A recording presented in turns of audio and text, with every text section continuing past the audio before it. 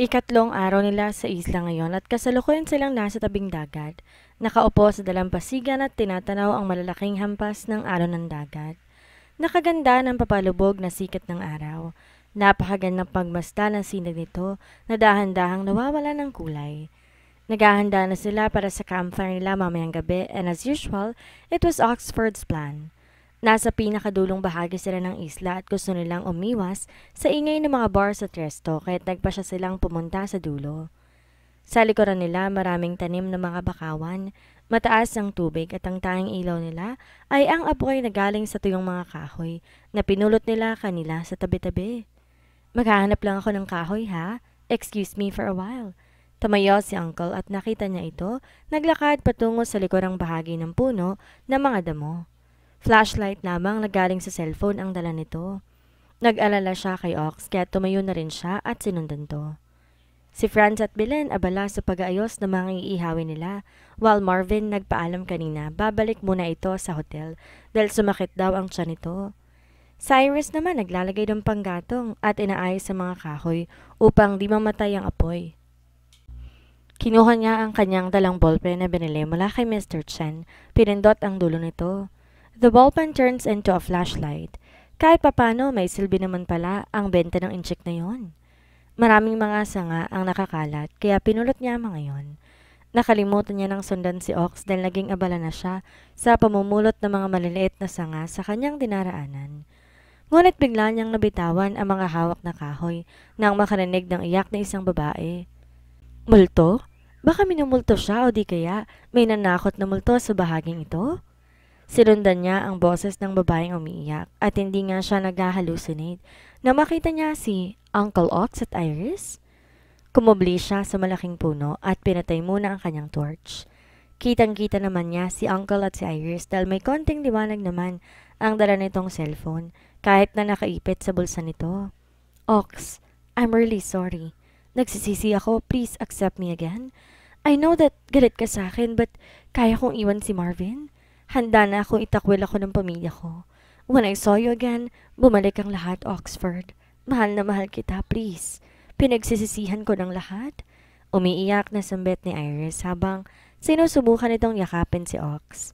Napasandal siya sa malaking puno. Sayang nga lang at walang popcorn. Ang sayang pagmasdan ng dalawa. Well, kapag siyang tatanungin, maybe Uncle Ox is confused. Sa kabila ng lahat, mag-ex pa rin ang dalawa and that feeling when you saw your ex is odd. Siguro nga talagang naguguluhan si Uncle kasi nakikita niya sa ekspresyon ng mata nito. Listen, wag mo nang guluhin pa ang buhay natin pareho, Iris. Let's part ways. Kay Marvin ka na, di ba? Ox, alam mong pinilit lamang kami. Yeah, pero nagpadalos-dalos ka. You left me broken, Iris. At sa tingin mo matatanggap pa kita? She tried to embrace him pero umiwas si Uncle. Pain. She saw pain in his eyes. Na kahit hindi sabihin ni Ox, obvious naman talaga.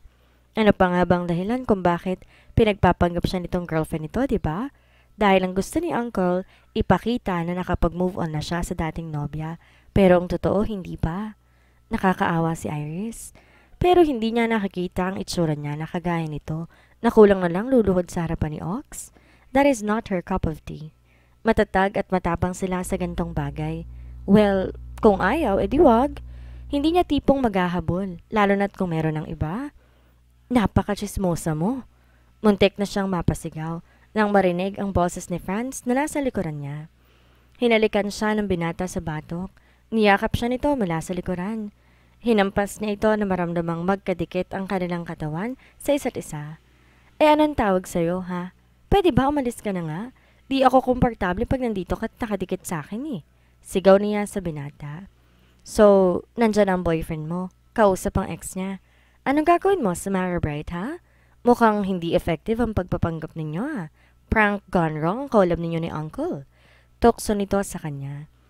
Pangiti-ngiti ito sa kanya na wari mo'y nang iinsulto ang pagmumukha. Talaga lang, ha? Tapos ka nang magsalita? Pwede ka nang lumayas, Chupi? Aniya sa binata na hindi man lamang natinag sa pinagsasabi niya rito. Hindi pa. Gusto ko lang sabihin at ipaalala sa iyo na walang sino man na makakapagmay-ari sa iyo, Samara. May diin nitong saad. Anong akala mo sa akin, tuta? Tumahimik ka na nga lang dyan? Mahina niyak sambit. Di na tuloy niya narinig sina Ox at Iris dahil sa lalaking to. Nabasta-basta na lang ko sumulpot. Teka ha, may regalo pala ako sa'yo. Wait for it, my loves. May surprise na necklace ako sa'yo ha. Sambit niya sa binata na biglang kumunot ang noo dahil sa sinabi niya.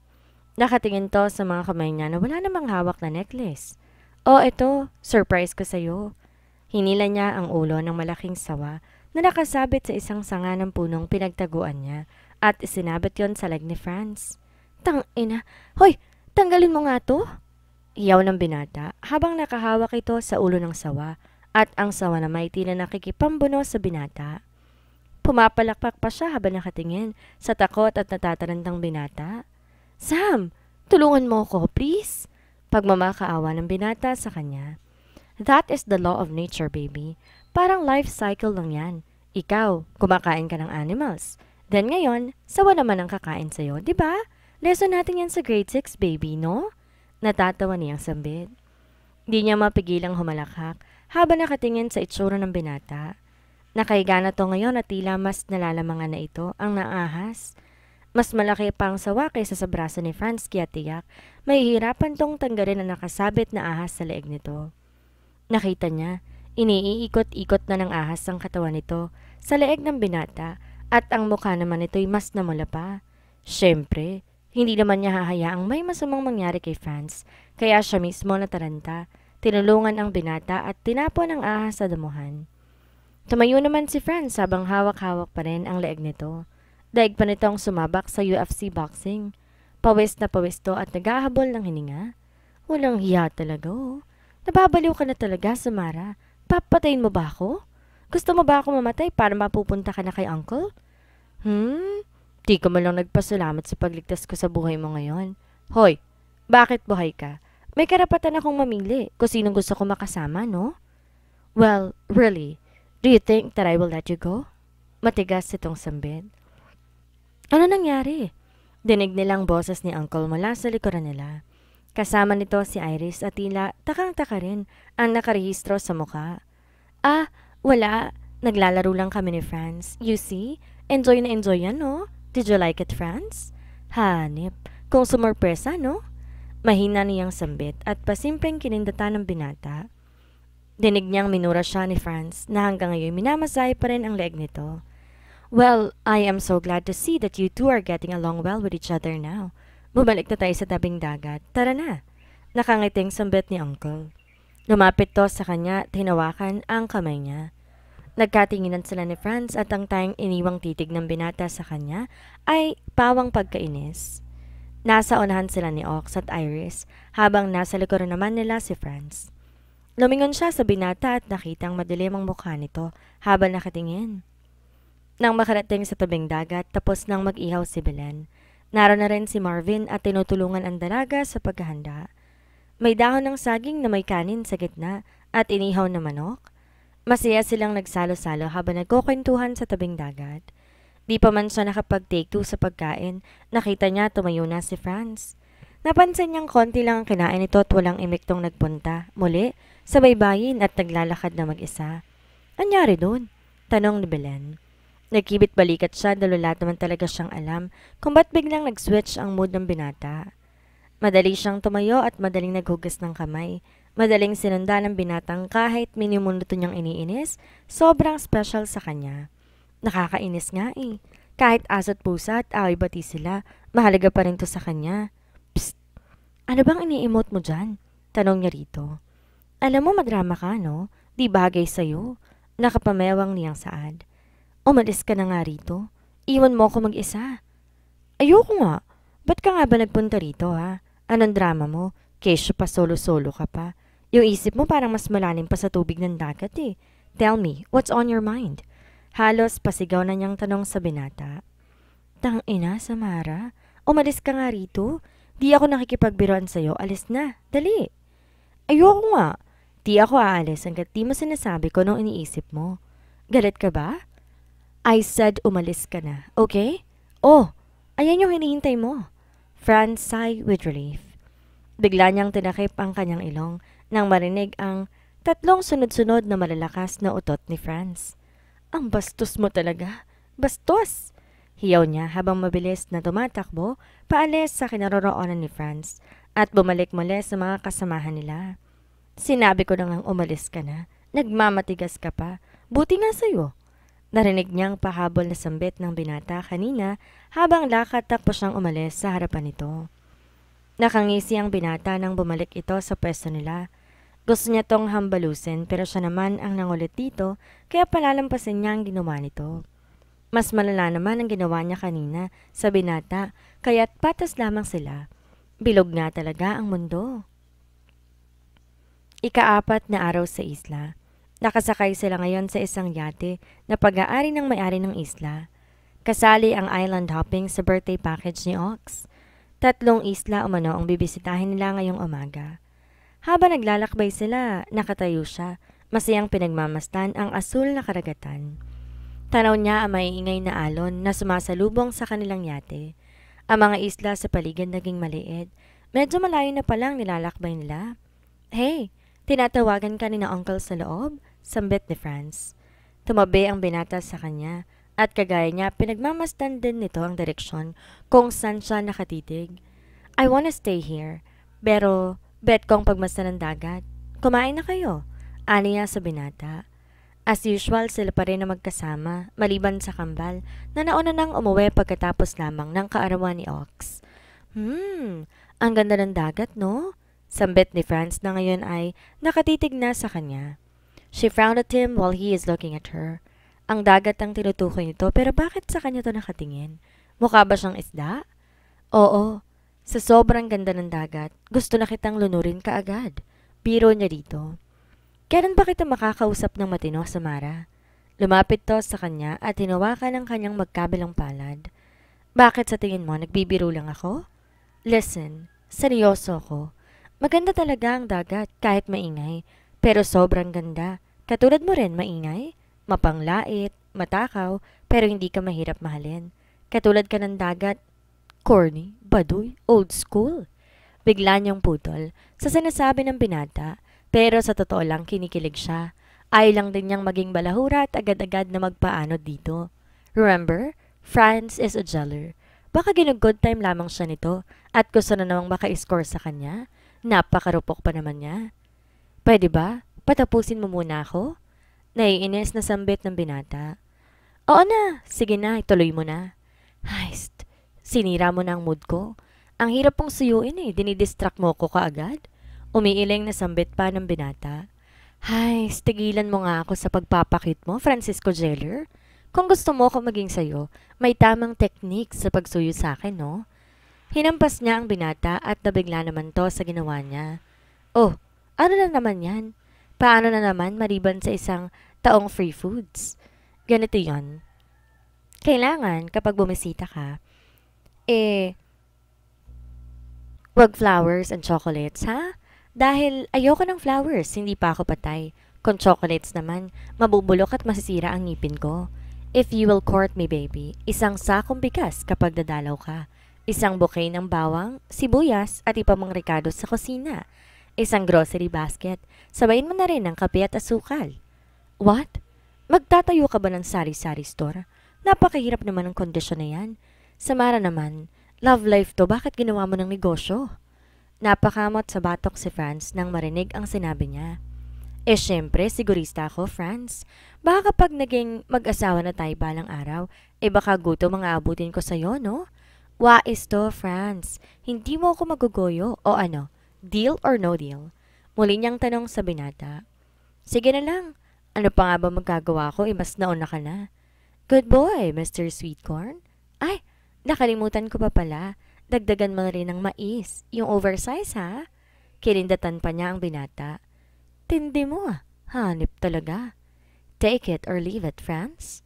Muli niyang banta sa binata. Ang unang islang pinuntahan nila walang masyado mga puno. Para tong desyerto na nasa gitna ng karagatan, maliban sa mga cottages kung saan sila po pwedeng tumambay.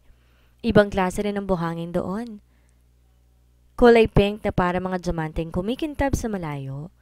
Ang pangalawang isla naman nahahati sa dalawa. Dumaan sila sa gitna na parang ilog. Tanaw nila ang mga kuweba mula sa yate. It was paradise. Hindi niya ine-expect na ganito kaganda ang islang yon.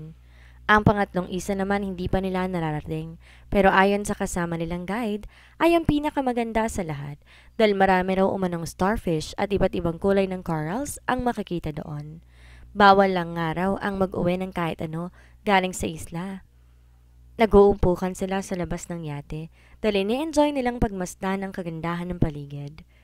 Hindi nagtagal napansin nila, tumigil ang yate at sabay noon ang tatlong magkakasunod-sunod na putok ng baril ang narinig nila.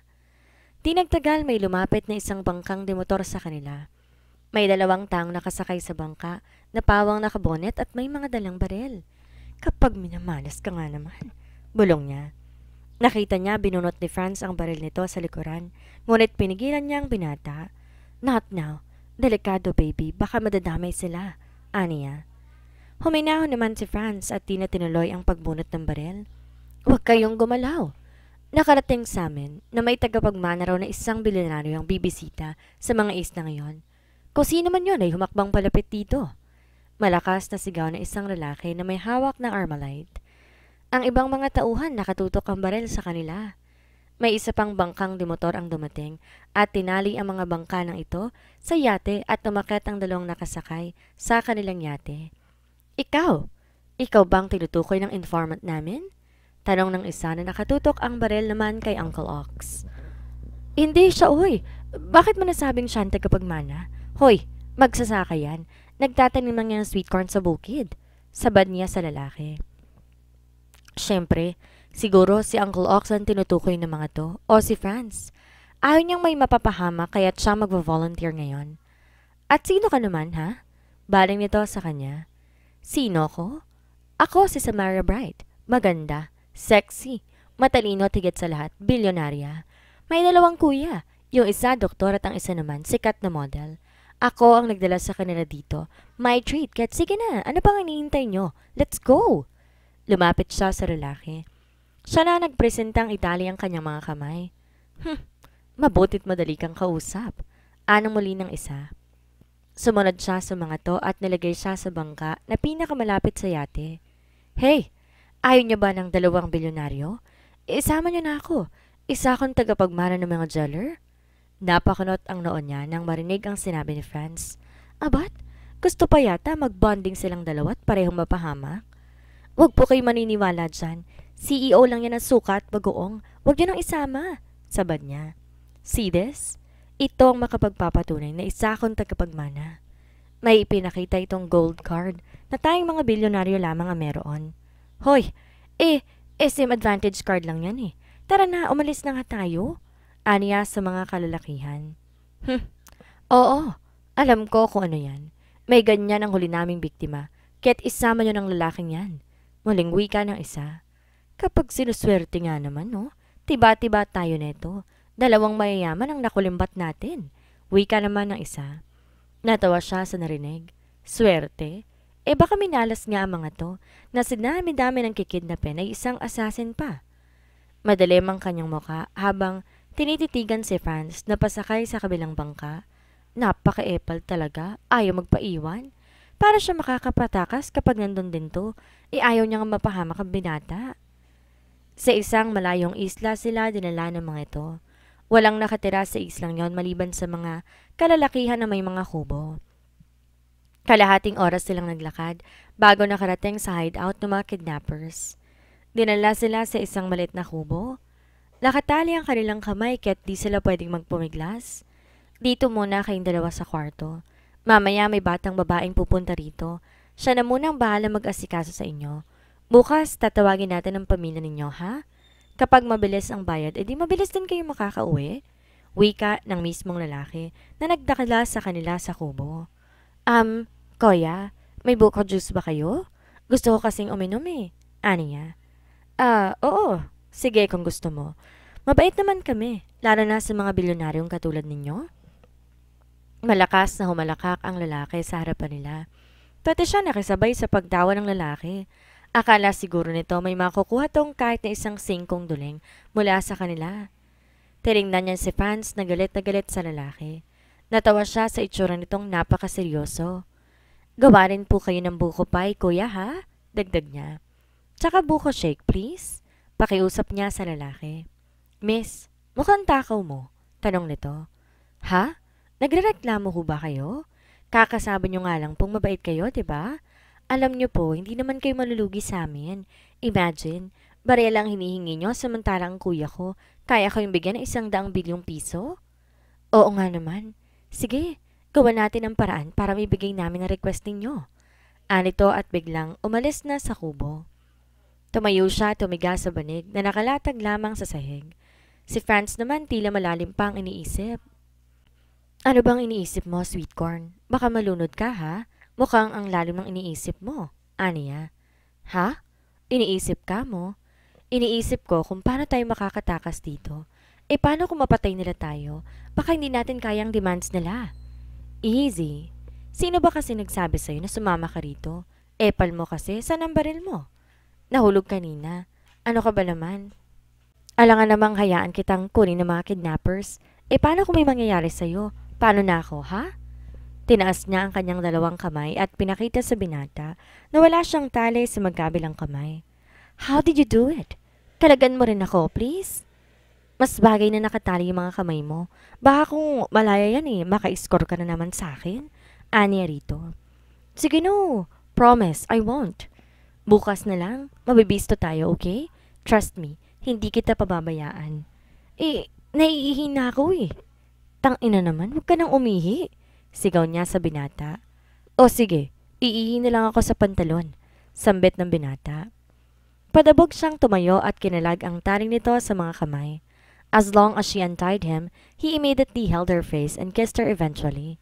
Sinasabi na nga ba niya Sam, baka mamamatay na tayo. Let me have you, please? Pakiusap ng binata habang masuyo siyang hinahalikan sa labi. Masuyo siya nitong sinisip-sip sa labi habang ang mga kamay nito'y kung saan na dumadako, sa leeg niya, sa dibdib, at sa gitna ng kanyang hita. Hinila nito ang shorts niya na terno sa kanyang pang-itaas. Sinunod naman ito ang kanyang panty. Binuhat siya nito patungo sa banig na nasa papag at doon ito tuluyang hinubad ang lahat ng kanyang saplot. Beautiful! Anito na sinunod naman ang paghubad sa sarili. At dito pa talaga natin gagawin? Mahina niyang sambit, ngunit hindi niya na nakuha pa ang sagot ng binata dahil muli na naman siya nitong hinalikan. Daman niya ang init ng bibig ng binata habang sinasakop nito ang kanyang mga labi. Pinasok nito sa loob ng kanyang bibig ang dila nito at unti-unting nilandas ang dila sa bawat sulok ng bibig niya habang ang isang kamay pinipisil ang kanyang dibdib.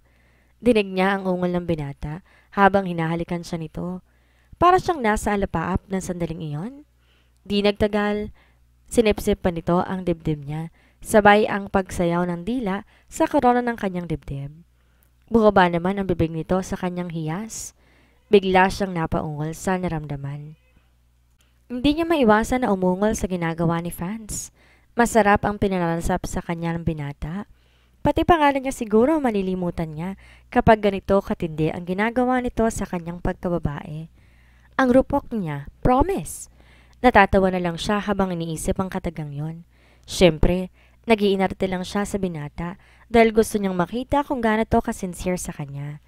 Kung totoong sincere ito'y talagang sasagutin niya ito kaagad para maging official na nga sila. Binuhat siya ng binata, inihiga sa mesang likawayan. Nakatayo to sa paanan ng mesa habang siya'y nakahiga at ang 2 kamay, inangat nito at sinandal sa magkabilang balikat. Napahiyaw siya nang maipasok na nito ang kargada sa kaibuturan niya. Dahan-dahan ang paggalaw, pushing in and out inside her hole. Bawat paggalaw siya ring pag-iingay ng mga kawayan. Sam! Ungol ito at dinadampian ng pinong halik ang kanyang paa na hawak-hawak ng binata. Masarap pala ang ganong posisyon. Mas nararamdaman niya ang kasagaran nito. Busog na busog ang kanyang pagkababae. Kapwa sila umuungol habang nilalasap ang sarap at kalite habang patuloy nagsasalubong ang mga ari nila. Sam, I'm near. Ayan na. Bulong nito sa tenga niya. He slowed down a bit at habang dahan-dahang gumagalaw ramdam niya ang pagdating nito sa kaibuturan. Nangangalay ang kanyang magkabilang hita nang ibaba niyon ng binata. Na makita ang kirot na nakarehistro sa mukha niya, binuhat siya ng binata tungo sa banig. Ito rin mismo nagsuot ng damit niya at kinumutan din siya nito. Sam, kung mamamatay ako, tandaan mo, mahal na mahal kita. Malambing nitong sambit sa kanya. Sana hindi mo nilang sinabi sa akin. Mamamatay ka rin naman pala eh. Paasa? Anya rito. Sinasabi ko lang naman ng maaga. Hoy, nakalimutan mo na ba ang pangako mo? Yung bigas at yung grocery? Mamamatay na nga lang. Yan pa rin ang iniisip mo? Bulong nito. Siyempre naman, mamamatay ka na nga lang, may utang ka pa? Inalikan na lang siya ng binata dahil alam nito kukulitin na naman niya ito at di matatapos ang usapan nila hanggat di nito ginagawa ang ipinangako sa kanya. Napangiti na lang siya at niyakap ang binata upang ipadama rito na hindi ito nag-iisa. Pangako niya gagawa siya ng paraan upang makaalis sila sa islang to. Hindi niya hahayaan na may mangyayaring masama sa kanila, lalong-lalo na kay Franz. She will protect him. He is a Maribart's property. Her property. Nagising sila kinabukasan sa boses ng mga kalalakihang pumasok sa kanilang kubo at pinagigising silang dalawa ni Franz. Ang lalaking nakabalbas sarado sa tingin niya, pinaka-leader ng grupong naroon sa loob. May pinakita tong cellphone sa kanila. Oras na para maningil. Huwag na huwag kayo magkakamali. Akin ang numero ng isa sa mga pamilya ninyo. Matigas nitong sambit. Nakakatakot ang boses nito. Lumapit ang isang lalaki sa kanya at pinatayo siya. Kinapkap siya nito at nang may mahawakan sa likod ng bulsa niya, kinuha nito at nilagay sa mesa di kawayan na nasa harapan nila. Lipstick, maliit na bottle spray at maliit na ballpen yon na nasa kanyang bulsa. Ano to? Tanong ng lalaki sa kanya. Ano ba sa tingin mo? Seryoso niyang sambit sa lalaki. Huwag mong kunin yan. Mahal yan at hindi mo magugustuhan kung gagamitin mo yan. Banta niya sa lalaki. Siyempre, nagsasabi naman siya ng totoo. Ang mga gamit na yon hindi pang karaniwan dahil galing iyon kay Mr. Chen. Ngunit interesado talaga ang lintik na lalaki sa mga gamit niya. Akin na to, sambit ng lalaki. Huwag mong kunin yan. Iwan mo yan sa mesa dahil hindi naman yan ang punteriya natin eh. Galit na sigaw ng leader sa lalaki na gustong kunin ang mga gamit niya. Nilagay naman muli ng lalaki ang mga gamit sa mesa. Nakahinga siya na maluwag. Baka pati sila'y mapahamak kung papakilaman nito ang mga yon. Miss, ano na? Yung number na isa sa mga kuya mo, saan na? Baling sa kanya ng leader. Nakalimutan ko na pala, sagot niya. Gusto mo, barilin ko na tong kasama mo eh. Pananakot pa nito. Ay, naalala ko na, wait lang, kau naman no. 8888-6236. Mabilis niyang sambit na makitang tinutok nito ang baril kay Franz. Hello? Dinig niyang sambit ng leader pero tila nanlumo ito sa narinig mula sa kabilang linya. Nakita niya na mula ang mukha nito. Mabilis nagsitaas baba ang dibdib na tila ba may narinig tong hindi nito nagustuhan. Narinig niyang kinasa nito ang baril. Itinutok sa noo niya. Tinatarantado mo ba ako, miss? McDonald's delivery yung tinawagan ko. Sa tingin mo ba naglolokohan tayo dito? Gusto mo bang pasabugin ko to sa ulo mo? Samara, ano ka ba? Just give that goddamn number. Mahinang sambit ni Franz sa tabi niya. Sorry po. Nagugutom lang kasi ako eh. Kayo naman kasi. Kaya aga-aga pa bigla na lang kayong pumasok. Di nyo man lang kami pinakain ng agahan. Sambit niya. Ang numero. Tang-ina bilis. Sigaw nito sa mukha niya. Dahan-dahan naman niyang sinabi ang numero ng kuya niya. Nakangiti naman ang leader na makausap ang kuya King niya. 30 million pesos para sa ulo ng kapatid mo. Sayang naman ang ganda nito kung pupugutin lang namin ang ulo kapag hindi kayo tumapad sa usapan. Nakangising sambit ng leader. Tila ba nakarinig to na magandang balita nang ibaba nito ang cellphone. Madali naman palang kausap ang kuya mo, miss. Oo. At mabilis magtrabaho mga yon. Malay mo, nasa gitna na sila ng daot ngayon. O di kaya nandito na sila sa isla. Salaysay niya. Imposible. Hindi kami madaling mahanap, lalo na't ng mga ordinaryong tao lamang. At sino ba nagsabi sa'yo na ordinaryo kami, ha? Tanong niya. Imbes matakot, malakas tong humalakak pati na rin ang mga kasamahan nito. Okay. Kayo rin. Ikaw, numero ng pamilyang magliligtas sa'yo. Baring to kay Franz na walang imik lamang sa tabi niya. Nakalimutan ko na rin eh. Sagot ng binata. Ano? Paano kaya ako makalimot at itatanim ko ang bala ng baril ko sa ulo mo? Anito? Totoo naman. Wait, memoryado ko ang numero ng pinsan niyan. Swerte mo't magaling ako sa memorization, Franz, ha? Baling niya sa binata. Mukhang totoo ang sinasabi nito dahil nakalimutan nito ang numero ng kapamilya. Binigay niya ang numero ng isa sa mga pinsan nito. Hello, si Samara to. Kinidnap kami ni Franz at pinagbabantaan nilang papatayin kami kapag hindi binigay ang gusto nila. Please, tulungan niyo kami ni Franz. Tarantado ka ba? Ayaw mo maniwala ha? Tawagan mo sina Kuya King at si Uncle Oxjeller. Pasigaw niyang sambit sa kabilang linya. Mabilis tinanggal ng leader ang cellphone sa tenga niya at ito na ang nagpatuloy sa pananalita. Kailangan ninyong maiayos ang pera. 24 oras lamang ibibigay namin sa inyo dahil kung hindi, ipapaanod na lamang namin ang bangkay ng dalawang to sa dagat.